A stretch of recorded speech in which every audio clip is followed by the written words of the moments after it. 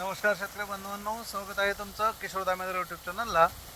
आणि आता जे आपण मी तुम्हाला सांगतोय की फ्लोचं पाणी द्या आणि फ्लोचं पाणी कसं द्यायचं, कसा स्पीड राहिला पाहिजे पाण्याचा, म्हणजे पळतं पाणी राहिलं पाहिजे, जास्त मुरलं नाही पाहिजे.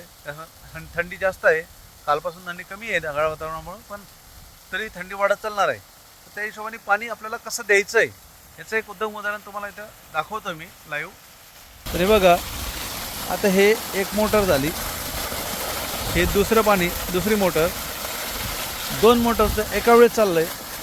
आता हे तुम्ही दोन पाहिलं, तर इथे आपण बघूया तिसरी मोटर पण इथे आपल्याला बघायला मिळेल. ते बघा, तर इथे आपण तीन मोटरचं एकाच वेळेस पाणी चालवत आहे, म्हणजे त्या पाण्याचा फ्लो इतका स्पीड राहील की पाणी जास्त मुरणार नाही. आणि अशा प्रकारे इथे आपल्याला भिजवणं सुरू आहे. तर असं पाणी दिल्यानं फायदा काय होईल? एकतर ठिबकनी पाणी जे आपण देतो ते खोलवर जातं आणि बुरशी, म्हणजे वापसा कंडिशन न आल्यामुळं बुरशी वाढते, ते होणार नाही. आणि फ्लोनी एक मोटर चालवली असती यांनी, तर हे पाणी हळूहळू चाललं असतं आणि पाणी मुरत मुरत गेलं असतं. तीन मोटर किंवा दोन मोटरचं पाण्याने त्याचा फ्लो जास्त मिळतो, पाण्याचं प्रेशर जास्त येतं आणि पळत चालतं. म्हणजे 4 ते 5 इंच जमीन फक्त वल्ली होते खाली आणि पाणी पुढं चालते. आणि त्याचा फायदा असा होतो की 4 ते 5 इंच आपली जमीन सुकायला मदत होते, लवकर सुकते, वापसा कंडिशन लवकर येतो. आता इथून आपण पुढं माल पाहू शकत नाही, कारण खूप जास्त वल्लं झालेलं आहे.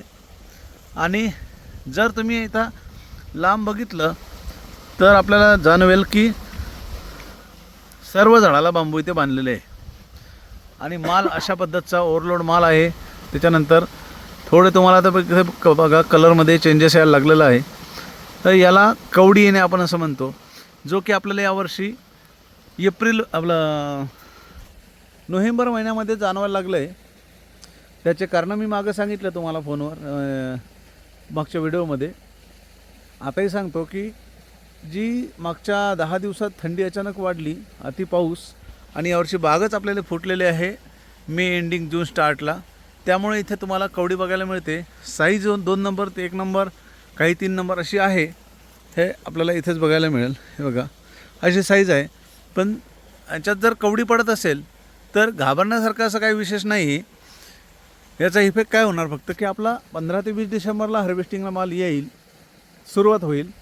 आणि तिथून आपल्याला रेट पण मिळतो, कारण यावर्षीचा आंबेबार आता संपत आलेला आहे. आणि आंबेबार संपत आल्यामुळं आणि राजस्थानलाही तेवढा माल नसल्यामुळं आपल्याला रेट निश्चितच याचे भेटणार आहे. जर आंबेबार लांबला असता, आंबेबार भरपूर असता, तर हे लवकर हार्वेस्टिंग ना आपल्याला अडचणीचं झालं असतं. तर आता याला फ्लोचं पाणी एक देणे, त्याच्यानंतर तुम्हाला हायड्रोस्पीड मी सांगितलं द्यायला, ते आपल्याला देत राहायचं आहे. आणि वॉटर सोल्युबल पुढच्या एक 10 ते 15 दिवसासाठी आपल्याला थांबवायचं आहे. का? कारण वॉटर सोल्युबल जर दिलं तर तिथे कवडी जास्त येऊ शकते, आणि कवडी जास्त झाली तर आपल्याला जो माल लांबवायचा आहे, लेट करायचा आहे, तो आपल्याला लेट करता येणार नाही.